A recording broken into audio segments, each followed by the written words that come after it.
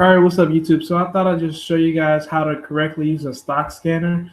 I know a lot of people they use this, but at the same time, I do not understand why. If you're doing your research and homework, there's no need for you to actually use a scanner. There's a thing, reading these financial supports or these financial reports and looking at balance sheets should be all that you need to see. I know a lot of scammers are trying to put you guys on their way to scan these stocks. I know a lot of people have websites and they tend to send you, different stocks and they look for, shares that are being traded. So we're going to try to look for the most active stock and we're going to see what that gets us. But other than that, I really don't like looking for things like this because this is definitely on the lazy side of not doing any kind of homework, and you're pretty much looking for an easy way out, which typically leads to more losses. And we're gonna see what we get here. I really don't use this. Let's see, we're gonna put down negative 30 cents. We're gonna see what pops up. Max.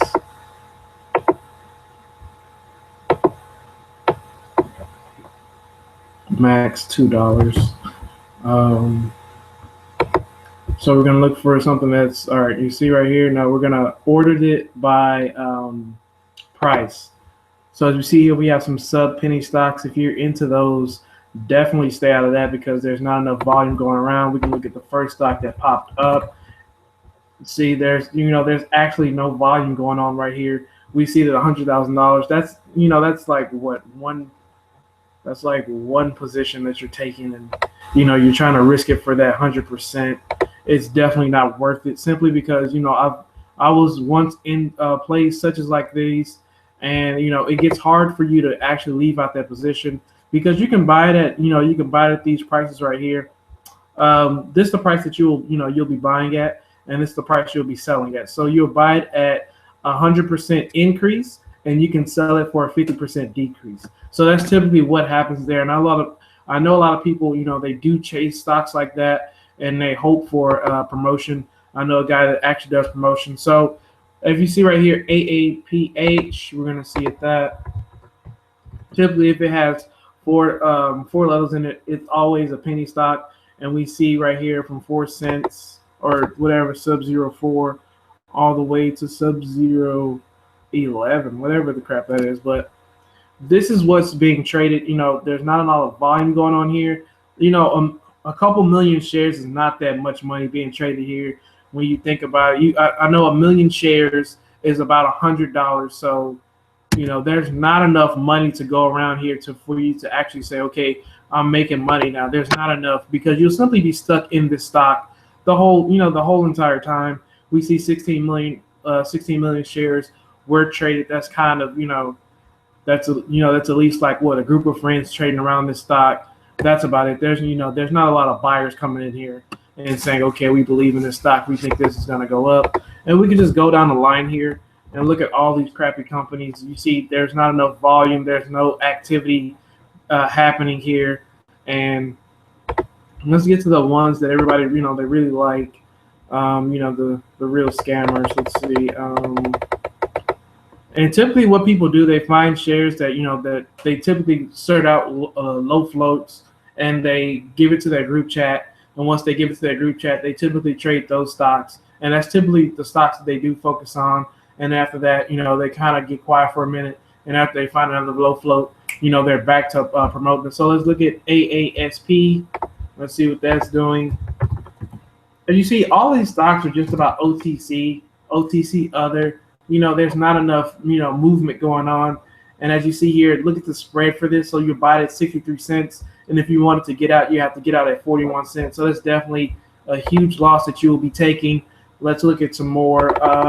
Definitely give me those weed stocks so that way I can analyze those and show you guys where you're going wrong on those, because I know there's not a lot of volume going on. You think you're making money, but it's going to be really hard for you to get out once it's time for you to go ahead and take profits. And as we see, we get to the bigger cap companies, the ones that are actually credible and the ones that you can actually get your money in and out when you want to. But this, when you get to these range right here, the sub-zero plays, this is definitely a headache for a lot of buyers and sellers.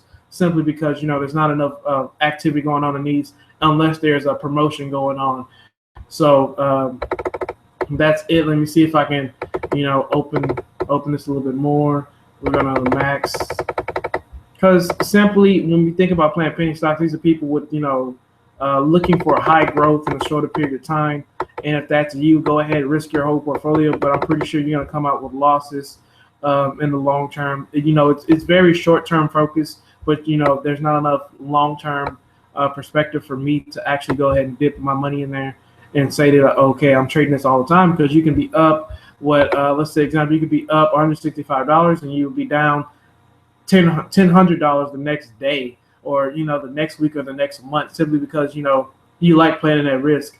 And to speak of 165, we see that XRT is definitely holding that double bottom pattern true. Like I said, you can easily buy those and make money on it. I know a lot of people, you're really short on capital. You really want to jump into the penny stock market, and I know you want to make those huge gains that you see everybody making. But at the same time, I advise you to save up and play something that's less volatile. Get a hang of the market first, and then jump into that. Because if you just jump into that, like I had the example right here, you jump into AVGR, you say you put $1,000 or $1,200, you've been waiting for a penny stock to play, and you've been itching to play one, and you bought one at 0.725. Let's go back to that trade. I wanted to show you guys what can happen. So this is definitely what really happens in this penny stock market. A lot of people really don't talk about it because they like to talk about the quote unquote gains they do make, but there's still a lot of people that do lose money. And I'm pretty sure whoever bought shares right up in here and shares right up in here, that those are the people that are actually losing money. Remember, this stock is down over 50%, and as you see here, there was really no selling activity here. So that pretty much lets you know that there are a lot of bag holders in the stock, and they're pretty much just trying to get out the stock right here, because there was no selling volume going on here. As you see, the volume was dead, just about 100 to 200. That's nothing but a couple orders here and there. But you always have to be focused. Like I said, you see these orders are definitely going to kill you because there's not enough activity going on. There's not enough buyers and sellers coming in. It's definitely a boring stock. When I think about something that's high volatile, I think about chasing things with perfect patterns like this. I know you see this. This is my my hugest loss. I think I broke even on it, but I was in class, but I wasn't able to sell. But this is definitely going back to $70. Off the back, if you really think about the long-term perspective of the market, you see these losses right here. I know you get discouraged when you take your first loss in the stock market, but if you think about a long-term view of this thing, you'll make a lot more money if you hold it longer term and you start to get that investor mindset. You're definitely going to see more gains come your way, because you're able to see through the bull crap and you're able to understand what's really going on. Let me see if I can pull up a promotion here. I know I got a promotion on a weed stock. A lot of people have been, asking me about weed stocks. Let's see right here. This is one promotion right here that was promoted earlier today. You see there's not enough activity going on here, but this was promoted, so you can buy shares. You see it's active right here. We can buy. Let's go ahead and buy shares. So I know you guys really love those those weed stocks for some reason, and this is a pretty good promoter right here. This is Sal. I'm gonna go ahead and place a live order 0.0020002, and we're gonna see what happens. But definitely, I might make a lot of money on this trade. Let's see how much money that I actually put in there. Will it pop up? Let's see. Okay, I put in about how much is that?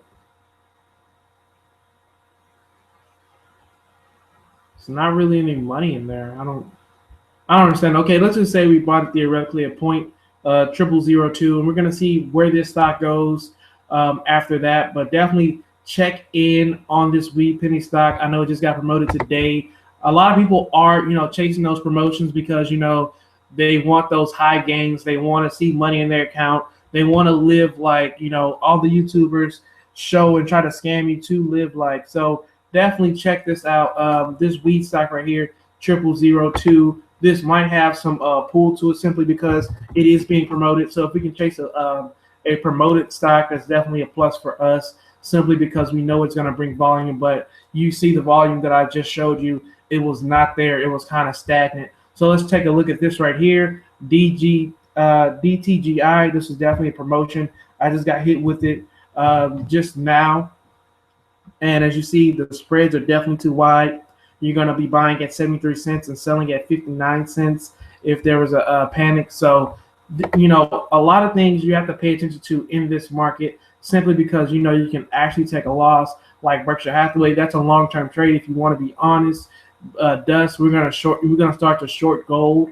And because tomorrow, you know, the market is definitely going to roar if we start to get some buyers in there. Lululemon is definitely a bottom bouncer, and we have market strength. As we know, the market is down today. So, you know, this is definitely going to keep fluctuating up and down. So these are definitely ways to scan stocks. This right here, we can use this crap. But other than that, you know, I really don't scan stocks, simply because it takes the fun out of actually doing your homework and actually researching and trying to find credible companies that can actually spike. Because we can talk about companies such as, you know, Clayton Williams. You know, I know you see it $130 to $135, you say, okay, it's really not going nowhere. But if you look at it from 1 year, look where it started. If you did your homework, if you knew where the stock was going, this was a definite no-brainer. So we always want to talk about, you know, penny stocks, this and that. But if you're doing your homework, there's always growth to be found. So the lack of doing your homework, the lack of, you know, not studying, the lack of you following other people's picks can turn into losses. So now you started to take risk. You started to play OTC. You started to play stocks that, you know, that aren't really traded that much, you know, that see weak volume, instead of investing in growth names. So $14 all the way to $149 at the top, and now we're back to $134. Honestly, this stock will probably pay dividends once it gets past $200. But this is one of those growth stories that you really missed out on, because you're worried about weed stocks and you're worried about penny stocks. Simply because you see a lot of people making money. There's different ways to make money. You definitely don't have to use their way to make money, because like I said, if you do your homework, you'll understand these stocks better, and it'll definitely help you out. So that's one way to look at it in the market.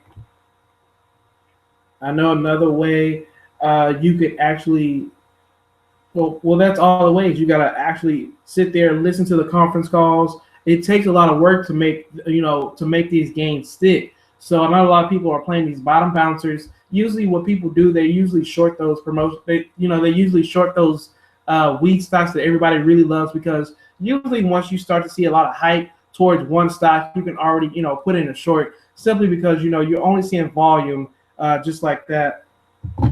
So we see TRTC. Sorry, I just got the chat open. So as we see TRTC, we can already plot our support right here, and we can see resistance right here.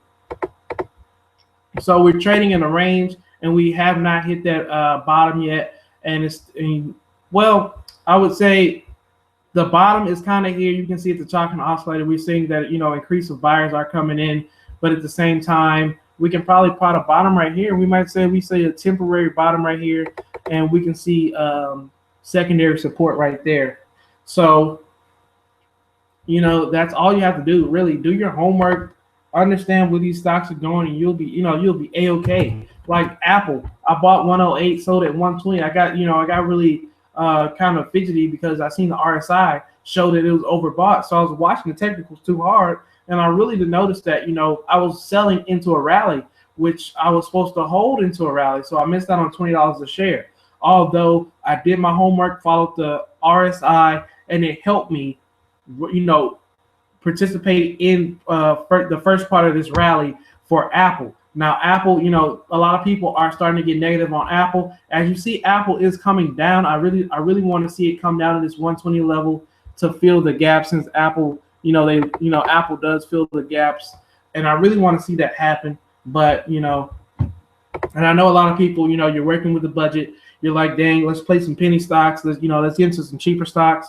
Let's get into something for the bang of the buck. But honestly, if you're working with a small budget, I suggest you go ahead and build your account up by saving and, you know, putting in paychecks or, you know, depositing over time. Because working with a certain amount, you know, working with $1,000 balance straight off the back does not come easy. You definitely have to work your way into that balance, simply because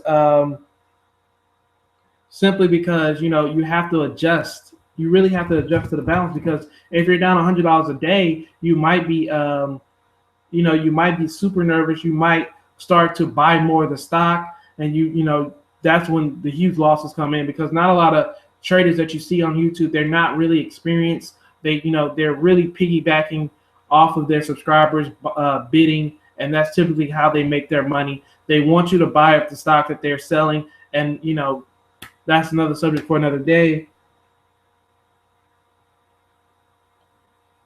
Yeah, but you have to have a lot of, I mean, you have to have a certain amount of risk. I would definitely say uh risk allocation is definitely important for when you plan these penny stocks. You want to make sure you know, you want to say, okay, I want to do 10% here, and I only want to accept a 3% loss or maybe a 1% loss. So anytime the stock starts to turn negative, that's when I want to get out of the stock. But risk allocation is definitely an important piece before you start to trade penny stocks. I know a lot of people say paper trade, but you can definitely get into the simulated trading, like I have simulated trading right here. As you see, 170, we're almost at $200 profits. And simply because I pointed out, like I said, XRT, double bottom, easy way. Now we're back. Now we're at 42. Maybe I should start take some shares off the table, but I really don't know. Maybe we might see a breakout, but it depends on where the market goes tomorrow. So that way, you know, we can actually see what's really going to go on here. But I'm definitely proud that I bought right here at this double bottom. As you see, the pattern does hold true. So the technical analysis can make you a lot of money if you actually study and research. So it always comes back to that: study, research. It always comes back to those stages. So you have to understand these patterns. You have to recognize them. So looking at, you know, just basically scanning these stocks, that really doesn't do anything for me. I want to make sure that I'm looking at a pattern. And if you see all these stocks, they're OTC, they're bullcrap companies. You know, if something were to happen, if I were to take a small loss, I want to see if, you know, this company might be salvageable. Can I, you know, get an actual return if I held on to it just a little bit longer? Because I know a lot of people are going to probably buy this name because they might see it as a discount in price. Other than this, if this falls down, you already know that, you know, there's nobody going to buy this. There's nobody going to be buying this stock. And a lot of people are going to be shorting because they know it's a crappy company, rather than people starting to short Apple. And you know, people are going to start buying Apple rather on the decline of Apple. And you know, people are going to start buying Apple shares up. And if you see this on the decline, you know people are not going to be touching this. And that's simply how you look at that. I know compare penny stocks to Apple. So you can take any other penny stock. You have a stock for me to talk about, so I can you know, give one more example before I go. I know. Let's see.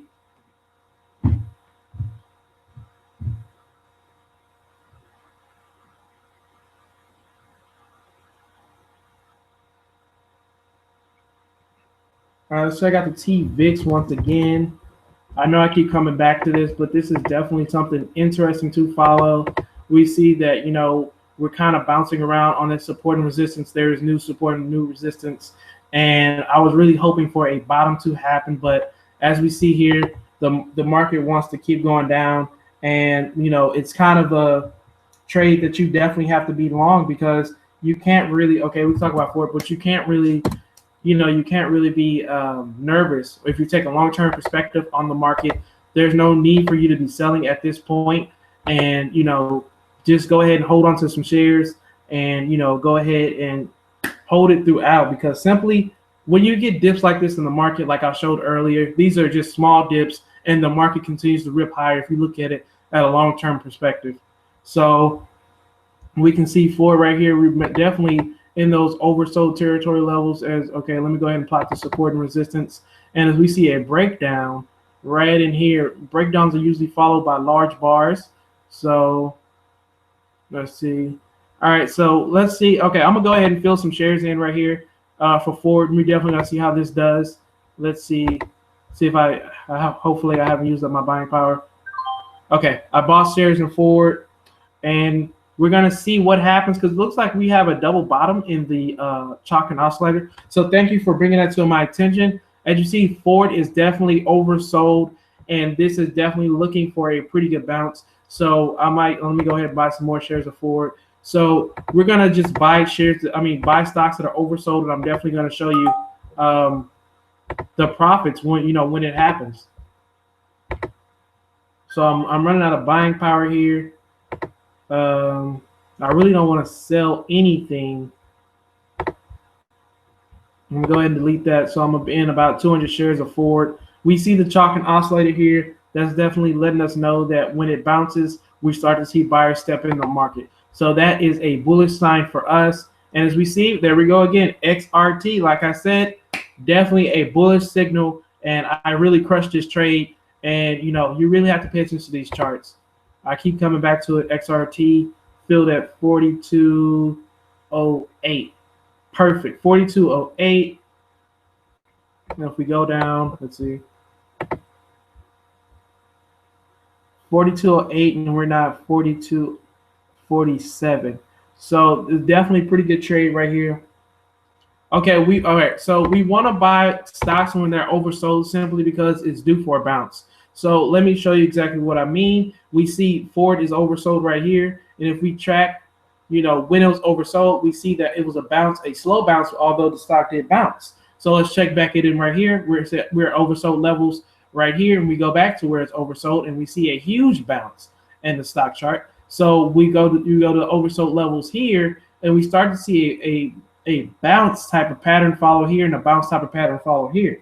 So let me see if I can show you another stock that has had a bounce. So we can go to my recent trade of TQQ, and oh wow, if I would held onto this, I would have made some money. So we see that oversold levels are showing right here, and if we go to oversold levels for the stock price, it was right here. So that's due for a bounce, and that's simply every single time. The RSI will definitely lead you the right way. Once you get a stock that's oversold, you definitely want to jump in there, but definitely check. You always want to check and see if the oversold levels are correct, because you never want to buy into a stock that's oversold, that's down 1 cent, and when you get up 3 cents, it's going to show that it's overbought. So we want to make sure that the oversold levels are actually reading us the right stuff. So there we go, 190 in profit. And we see right here the market strength is trying to get back up. Where are we doing on Ford? About $4 on Ford. That's all right. This is a long-term trade until we can actually get some buyers to step in. The price target might be $11.50 for me to go ahead and exit out of this trade. But we want to do, we always want to set expectations for stocks, and that's definitely one of my expectations for this stock. I want to go ahead and get out at $11.50. So we see CPRT. This is definitely another stock. You see, I am up $29. I was up about $4. I was kind of negative on this. Let's see. And what made me buy it? Oversold. So you check that out. You see a huge oversold level, and that's typically letting us know that the stock is due for a bounce every single time. So I could sell right here, but I definitely, let me see if I could eliminate some. Okay, I only have 100 shares, so that's definitely okay. So let me go ahead. I'm gonna go ahead and close this position out since you mentioned it. And that's definitely an easy trade. An easy trade right here. That's exactly how you capitalize on oversold positions. So let's see, CPRT closed out $29. We did $29 on that trade simply because it's oversold. So once it becomes oversold, you can, if you feel comfortable selling at prices where you start to see some buyers, that's definitely okay. But we always want to make sure that we're taking profits.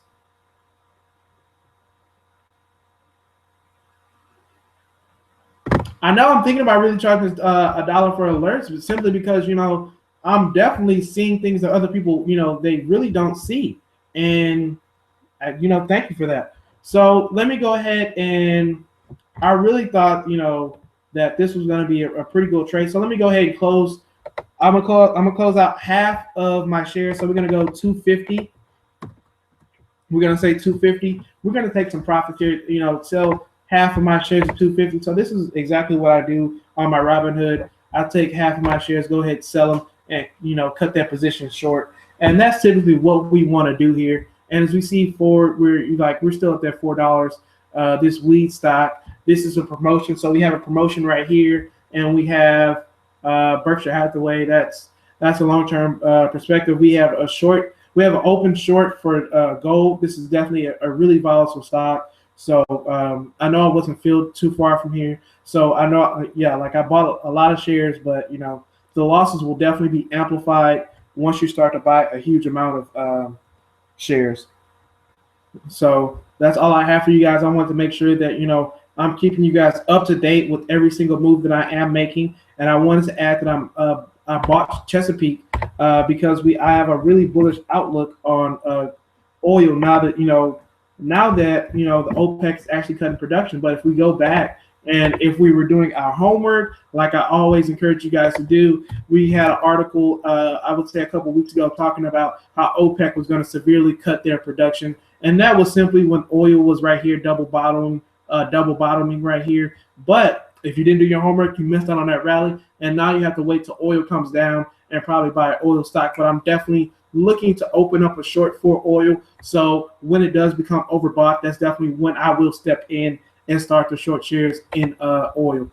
So that's what I have for right now. We closed out a position. CPRT, definitely a good trade, oversold levels.